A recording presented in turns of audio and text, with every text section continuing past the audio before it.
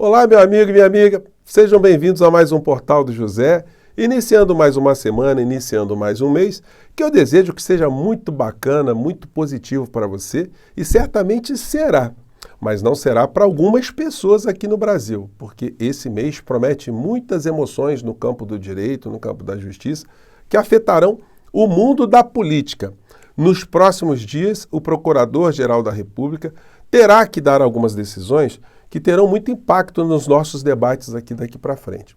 Primeira decisão é se ele converterá a figura do inelegível em réu nos crimes cometidos em relação à adulteração de registros de vacina. Ele e mais 15 pessoas. Isso dá também um enquadramento como ORCRIM, uma organização criminosa, uma formação de quadrilha. E a outra decisão diz respeito à fuga, ao esconderijo que Bolsonaro fez na Embaixada da Hungria. Se isso foi uma quebra de uma medida cautelar e que medida ou medidas o Procurador-Geral da República indicará para o ministro Alexandre de Moraes. Hoje também é dia 1º de abril, dia que ainda nós estamos debatendo os 60 anos da implementação da ditadura aqui no nosso país. E algumas coisas relacionadas ao presidente da República, o presidente Lula, estão sendo colocadas aí. Eu quero trazer algumas abordagens aqui para a gente entender o que está acontecendo no Brasil. Bom, antes de mais nada, quero convidar você que está chegando agora ao nosso portal e ainda não nos conhecia, para que você se inscreva aqui conosco, conheça também os nossos outros vídeos. Se você gostar, compartilhe, recomende. Não se esqueça, dê o seu joinha, mande seu comentário e, se puder, se inscreva aqui também no nosso clube de membros. Você que é muito bem-vindo e muito bem-vinda. Gente, em primeiro lugar, eu quero agradecer a todos vocês que participaram ontem de uma live experimental que eu fiz aqui para poder ver se a conexão estava legal, para fazer transmissões ao vivo, né? E já tem mais de 125 mil visualizações essa live, né? Onde eu fiz aqui a abordagem de alguns aspectos históricos, o que levou o Brasil a ter o golpe de 64 e quais foram seus desdobramentos, né, até a gente ter essa figura que está ainda a nos atormentar, né, a figura do inelegível. E também alguns aspectos econômicos, porque a gente fica muito preso nas questões emocionais do que uma ditadura provoca nas pessoas humanas, né, as questões políticas, mas teve uma grande questão econômica, que foi a implementação, a consolidação de um modelo econômico aqui no nosso país, que fez com que aquelas pessoas, aqueles jovens, há 60 anos atrás, se colocassem contra, para que o Brasil, de fato, tivesse a sua soberania, que o Brasil pudesse caminhar com as suas próprias pernas sem nenhum tipo de tutela externa. Infelizmente, essa tutela aconteceu. Hoje tem uma coluna aqui no jornal do Demétrio Magnoli, né? Gente do céu, o título tem isso aqui, ó, Memórias, 1964, Memórias Corrompidas. E aí ele diz aqui num trecho, a narrativa protocolar da esquerda anti-imperialista sobre 64 aponta o dedo acusador na direção dos Estados Unidos. É certo que a Casa Branca e a CIA ofereceram amparo ao golpe. Ô Demétrio, não ofereceram amparo, fala sério. Eles engendraram, você acha que as ditaduras todas que aconteceram na América Latina no mesmo período foram todas de geração espontânea? Todos os generais foram formados na escola do Panamá, comandadas ali por instrutores norte-americanos, né? Fala sério, né? Bom, aí depois ele diz, entretanto, o golpe teve as cores do Brasil. Bom, é uma coisa ridícula. E o Demétrio que foi também dessa geração, tá? Então é uma coisa meio surpreendente. Bom, aí, voltando aqui a algumas situações do cotidiano, que eu comentei com vocês, uma delas foi nessa abertura, né? Moraes pede parecer da PGR após a explicação de Bolsonaro sobre embaixada. Então, se bobear, a gente tem uma decisão logo hoje, no decorrer do dia, do Procurador-Geral da República. E a outra também está se esgotando essa semana. Moraes dá 15 dias para a PGR opinar sobre indiciamento de Bolsonaro. Gente, isso não é pouca coisa não, tá? É converter a figura do ex-presidente da República inelegível em réu. Agora a situação fica muito mais próxima, né, de um julgamento e de uma decisão condenatória. Aí a coisa avança bastante, essa fila caminha de forma muito mais sólida, né? Bom, daí a gente chega às discussões desse dia tão importante que é esse dia de hoje. Com veto de Lula e cerimônias, ministros se manifestam sobre 60 anos do golpe militar de 64. Gente, que o governo brasileiro ele se abstenha de transformar essa data numa data do Estado brasileiro, isso é compreensível, como eu comentei com vocês na nossa live de ontem, que mais uma vez eu agradeço muito vocês todos terem participado e terem feito ali a interatividade comigo aqui na hora do portal, né? Bom, mas esse veto que o Lula fez a 64 é uma coisa que não deve passar em brancas nuvens por todas as pessoas que lutam por democracia aqui no nosso país, porque embora o Estado não seja um promotor, né, ou possa ser considerado um ente que não deva promover esse tipo de ação política, no entanto, os líderes políticos, aqueles que devem formar opinião pública, aqueles que ajudam a politizar a sociedade, devem se manifestar. Então, se o presidente não quis transformar o Estado brasileiro numa mola para colocar esse debate, para alavancar esse debate, ele pessoalmente poderia ter feito a publicação no seu Twitter ou feito a publicação no jornal, um jornal de grande circulação, dos jornais todos, explicando o que aconteceu em 1964, que foi uma ruptura institucional, ou será que há algum tipo de dúvida em relação a essa?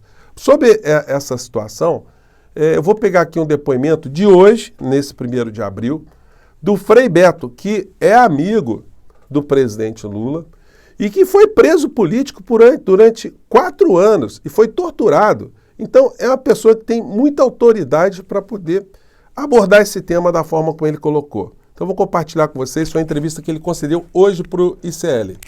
Bem, eu sou muito amigo do presidente Lula, manifestei a ele a minha discordância, escrevi um artigo, né, que está rodando aí nas redes, chamado Jamais Esquecer, no qual também eu ressalto essa discordância, e lembro que ele, Lula, foi preso político.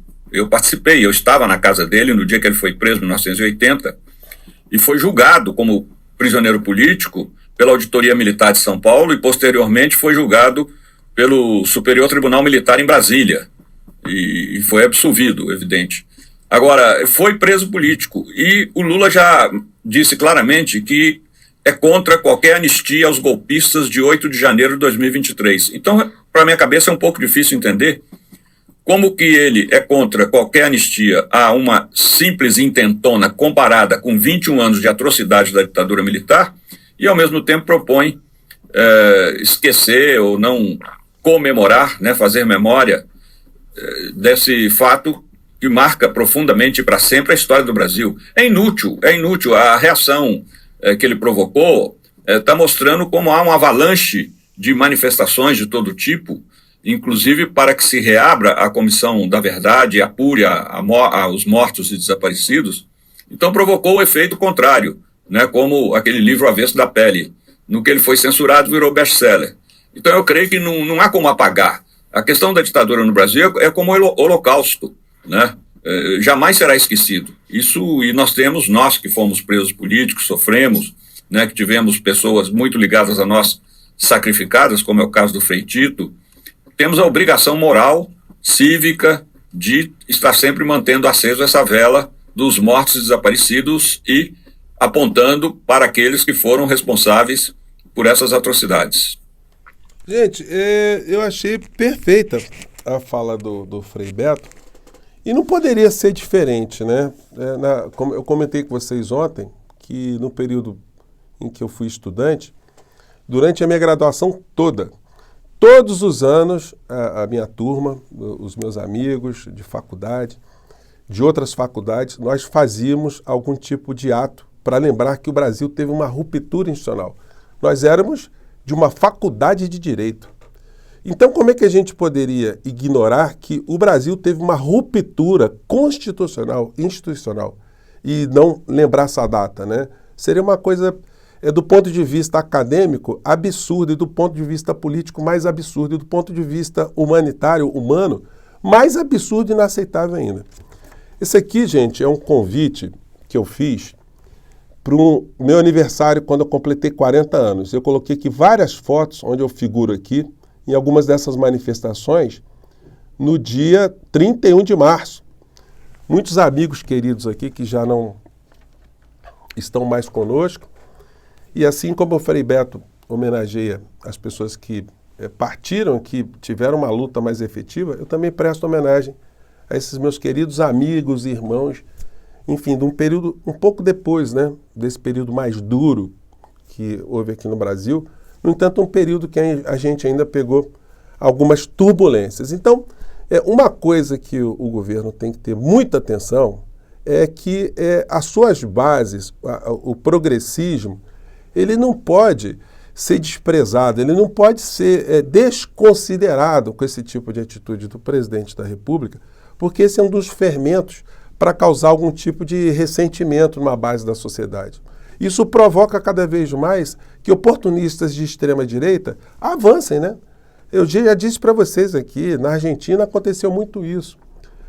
Tivemos na Argentina um governo decente, um governo de homem correto, de um homem que respeitava direitos humanos, um jurista, Alberto Fernandes. No entanto, ele acabou desagradando muito as suas bases por não tomar algumas atitudes que essas bases queriam que o presidente de então tomasse. Moral da história. O ressentimento da extrema-direita com áreas de ressentimento dos progressistas na Argentina, nos peronistas, possibilitaram um vigarista, um psicopata como Milei, chegar até a presidência da Argentina. Então, nada impediria o presidente Lula de se manifestar pessoalmente enquanto sujeito, enquanto líder de um partido político, abordando essa chaga da história aqui no nosso país para que ela não se repita nunca mais, né?